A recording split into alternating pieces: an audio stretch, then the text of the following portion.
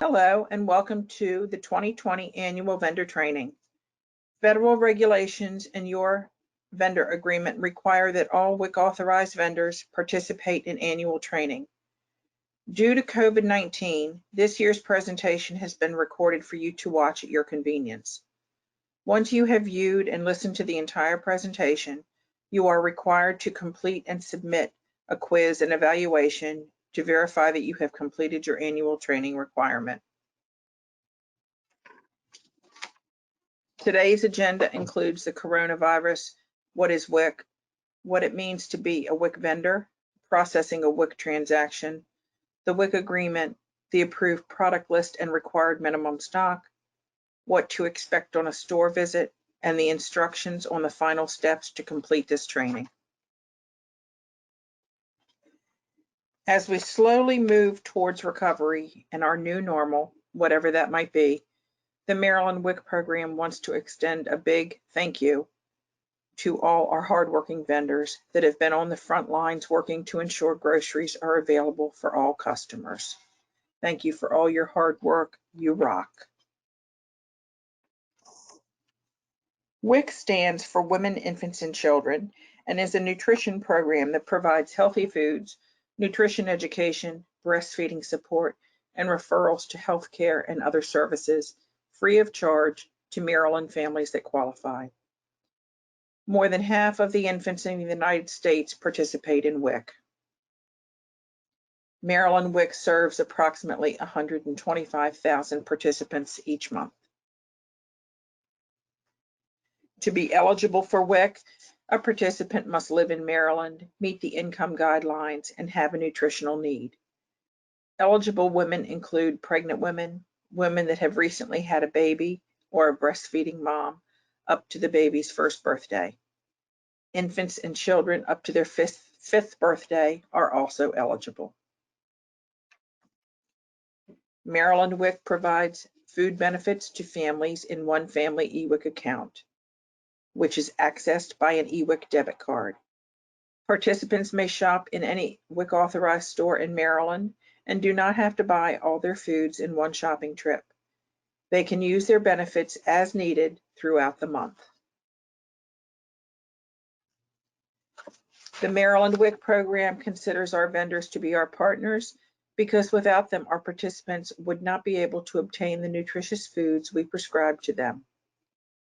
Maryland currently has approximately 600 authorized WIC vendors. Studies show that WIC shoppers will spend an additional $3 to $4 at the store for every WIC dollar spent. In 2019, Maryland WIC food sales totaled more than $86 million. Again, we thank our vendor partners. We couldn't do it without you. Let's review some of the rules and regulations related to the WIC transaction. When a customer swipes their card and enters their PIN, the system obtains the benefit balance. The point of sale device, which you'll hear me refer to as the POS, determines if benefits are available for the specific universal product codes, the UPCs, or price lookup codes, the PLUs, of the items that were scanned. Cashiers should scan every item the WIC customer brings to the checkout. The system will determine the items that are WIC approved. If an item scans as WIC approved, you must allow the purchase.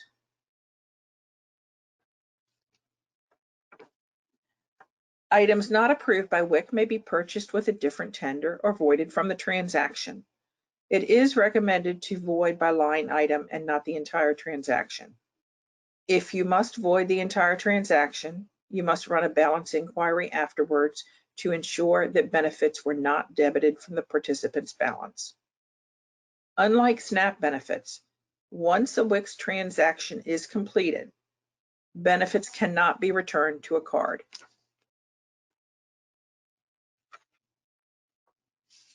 I'd like to remind you about a few things when handling a WIC transaction. If the eWIC card won't scan, you can manually key in the number, but only if the card is present. Only scan the UPC or the PLU affixed to the item being purchased. Use the redemption review receipt and the authorized foods list to help your customer figure out why a food item was not included in the WIC portion of the transaction. Give all receipts that print out to the customer. Although it doesn't happen very often, you should know that an eWIC transaction may not have 50 or more WIC items in a single transaction, unless the quantity key is used. WIC customers are entitled to all the same perks as any customer. Always allow and encourage the use of store loyalty cards, sales, coupons, and BOGOs. BOGOs don't work the same in all stores. In some stores, the first item rings up at full price and the second item at zero. In these stores, the participant's benefit balance would have one item debited from their balance. In other stores, the BOGO rings up at half price. In this case, the participant's balance will be debited for two items. It's important to explain this to the participant. If a WIC customer uses coupons, the total of the coupons comes off the order. Cash is never given to the participant. Some of the common reasons an item doesn't scan as WIC approved are: it's not a WIC approved item, it needs to be added to the APL, the item isn't in the participant's benefit balance, or they don't have enough available for the purchase, or they were never assigned the benefit. If you encounter any problems processing an eWIC transaction, notify your supervisor and contact your store's help desk. If your help desk cannot solve the problem, contact Solutran as soon as possible by emailing ebtservices@solutran.com or by calling 866-730-7746. Please have as much information as possible when calling, such as the time and date of the event, the card number, and details about the transaction.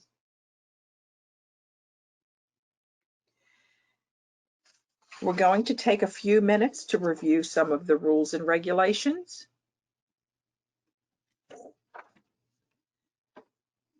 Since most of our authorized vendors are corporate stores, you may not realize that your corporate office has signed a vendor agreement with the Maryland WIC program on behalf of your store. We're going to take a few minutes and review some of the requirements of this agreement. Every store is required to have a designated WIC trainer that is responsible for ensuring all cashiers, including customer service staff, are trained in the proper way to handle a WIC transaction. Every store must have minimum required stock on hand at all hours the store is open. We know this has been a challenge during the pandemic, but we expect stocking levels to return to normal as soon as possible once the state of emergency has ended. Stores are only allowed to purchase infant formula and medical foods from a manufacturer, distributor, or wholesaler listed on the authorized infant formula and medical food supplier directory. The current directory can be found in the vendor resource library on our website.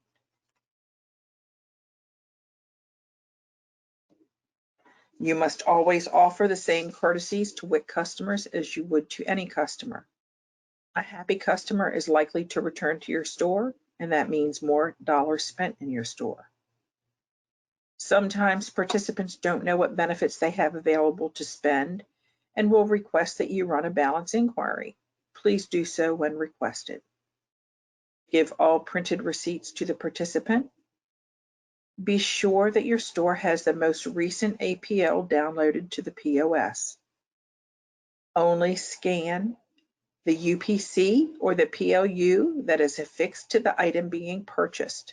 Scan books are prohibited. You must always have the eWIC accepted here sign posted in a conspicuous place in the front of the store. This sign lets customers know that they can spend their WIC benefits at your store. Many stores post the sign in their front window or door. I also suggest posting one at your customer service desk. That way, if someone forgets to put the signs back up after the windows get washed, you're still in compliance. Many corporate stores have an all-in-one sign posted that shows all the services a store offers. This sign is not a substitute for the eWick Accepted Here sign. Stores must have a valid email address that is checked on a regular basis, but no less than once a week to receive information and updates. If your store experiences any problems with a WIC participant, it needs to be reported to us so we can resolve the issue. A problem may simply be a language barrier or lack of understanding of the authorized foods list. The vendor complaint form can be found in the vendor resource library on our website. Vendors are required to keep all WIC-related accounting records and invoices for a period of 3 years and to provide them when requested. Stores are required to have their prices posted for all WIC authorized foods. The prices must be posted at, on, or near each authorized food. How you post the prices is your choice. Some stores price each food item, others use shelf tags, and some post a list of prices. If you choose to use a price list, it cannot have the WIC acronym or logo printed on it. There are some things that a store is never allowed to do. This includes asking a participant for identification or for their PIN. If they have their eWIC card and know the PIN, that's all that's necessary. Stores may not allow the purchase of unauthorized foods or allow substitutions. And stores are not allowed to provide incentive items solely to WIC customers or to use the WIC acronym or logo without written permission from the program.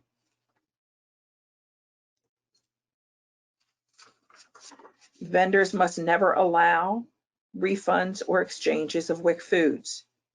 If a food is spoiled, an exact chain exchange of the item is allowed. If your store has problems with participants attempting a refund or exchange, we can provide you with a sign to post that states refunds and exchanges are not allowed. WIC-approved stickers are not allowed to be placed on food items. Keep an eye on your bread. Sometimes the salesman or delivery person puts stickers on breads. Vendors may never make up their own signs or banners promoting WIC or to show they accept WIC. We're going to spend some time reviewing the approved product list.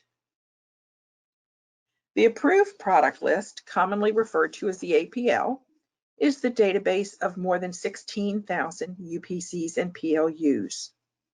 An additional 1,200 UPCs have been temporarily added to help with food access during the COVID-19 pandemic. The APL database is maintained by the WIC office and is downloaded nightly to the POS systems in the stores.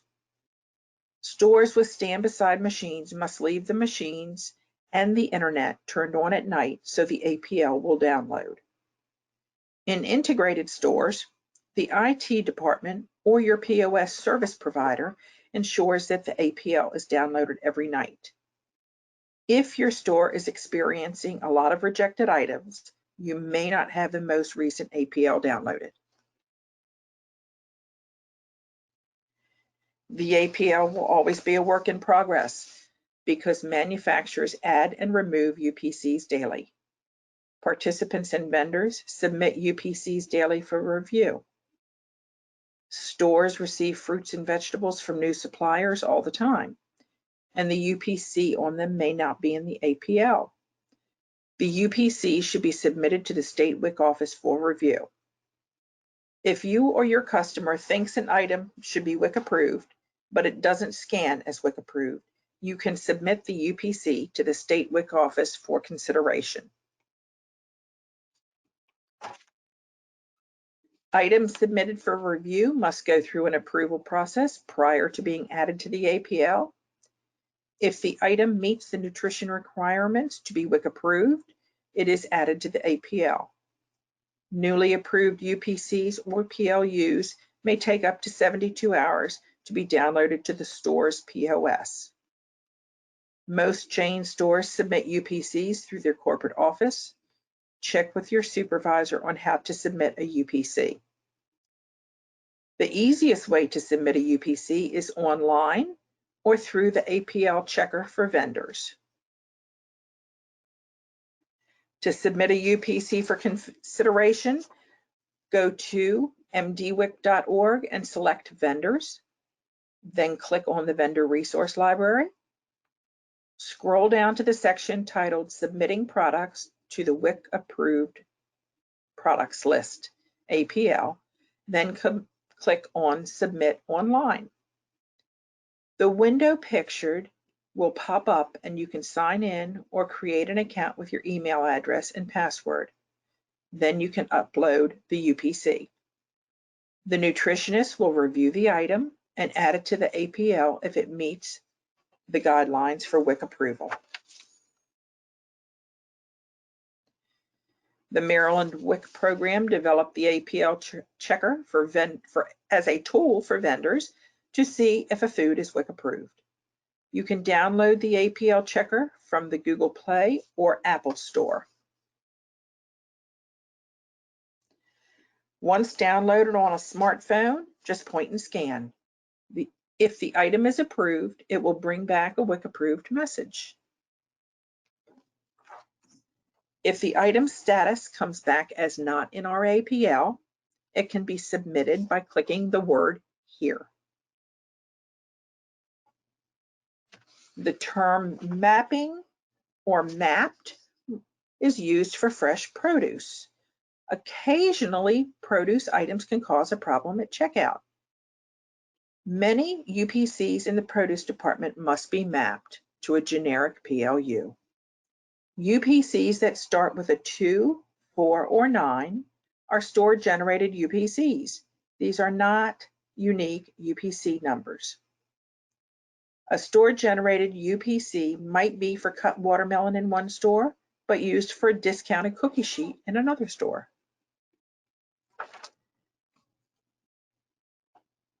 Since store-generated UPCs are not unique and must be mapped within your POS system so that they will scan as WIC approved at the checkout. If you're unsure how to map a UPC, reach out to your store's IT team. We'll now review minimum stock. As previously mentioned, all stores are required to have the minimum required stock on hand and available for sale at all times the store is open.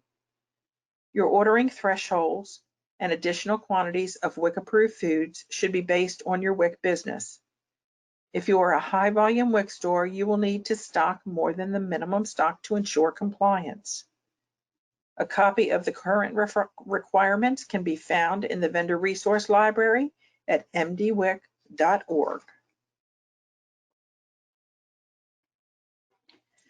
WIC is required by regulation to have a rebate contract formula with a formula manufacturer for a milk-based and soy-based infant formula. The rebate contract allows us to provide services to more participants. The current contract formulas are Similac Advanced Powder and Similac Soy Isomil Powder. These are the formulas that WIC provides and prescribes most frequently. You are always required to have a minimum of 27 cans of Similac Advanced Powder and 4 cans of Similac Soy Isomil Powder in stock when your store is open. You are not required to carry any other formula. Sometimes WIC prescribes other formulas or medical foods. If your store is authorized as a pharmacy only or a food pharmacy combination store, you are required to supply any formula or medical food requested within 48 hours, excluding weekends and holidays. Target stores are authorized as food-only stores, so they are exempt from this requirement.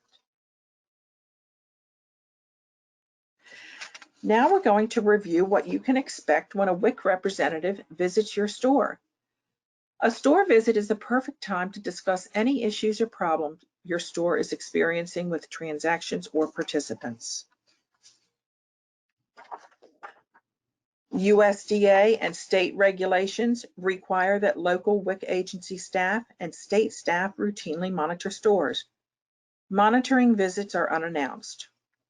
During a visit, the WIC representative may observe the following. Is the eWIC accepted here sign posted in a conspicuous place in the front of the store? Is a valid food service facility license on display? If a combination food pharmacy, does the pharmacy have a current license? If the store has a stand beside machine, is the eWIC accepted here sign posted at the checkout lanes where the stand beside machine operates? How many checkout lanes does the store have? How many self-checkout lanes? Is the store clean and sanitary? Are there outdated foods on the shelves? Are WIC prices posted on or near all WIC authorized foods? Are shelf tags only on WIC approved foods? Are WIC approved stickers placed on foods? Does each checkout have a copy of the authorized foods list? Sometimes during a visit, the WIC representative may document violations. If this happens, the store will receive a warning letter detailing the violations that were observed. A follow-up visit will be conducted in approximately 2 to 3 weeks. This gives the store time to correct the violations. If any of the violations from the first visit are documented again on the second visit, another warning letter will be issued. A third visit will be conducted in about 2 to 3 weeks, again, allowing the store time to correct the violations. If on the third visit, the same violation or violations are documented, the store faces disqualification from the WIC program for 1 year. An educational buy is an undercover WIC purchase that is used as a tool to be sure store staff have been properly trained on WIC procedures. A WIC representative will make a purchase, and once the transaction is completed, will identify his or herself and ask to speak with store management to discuss the results of the buy. If a problem is discovered, it will be documented on the vendor educational buy report. A follow-up buy is likely to ensure that all training issues have been resolved. No violations or sanctions will result from an educational buy. Frequently, the results of an educational buy indicate the need for cashier training. Cashier training is available throughout the year at locations across the state. The schedule is available on the vendor page at mdwic.org. Pre-registration is required. Due to COVID-19, many of the in-person trainings have been canceled. If you have pre-registered for a class, please reach out to Terry Buckler to confirm if the class is still being held or if it's been canceled. We recognize that it's difficult to free up cashiers to attend training classes at another location, so we offer cashier training in your store. To arrange for in-store training, contact Terry Buckler at terry.buckler@maryland.gov.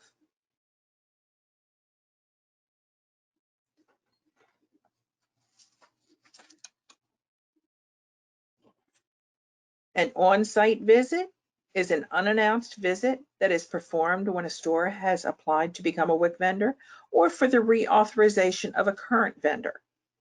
During an on-site visit, the WIC representative will check to be sure that the store has the required minimum stock and may observe the same things that are observed during a monitoring visit. UPCs and prices will be collected for each food category. If a store does not have the required minimum stock on hand during this visit, it will be denied authorization.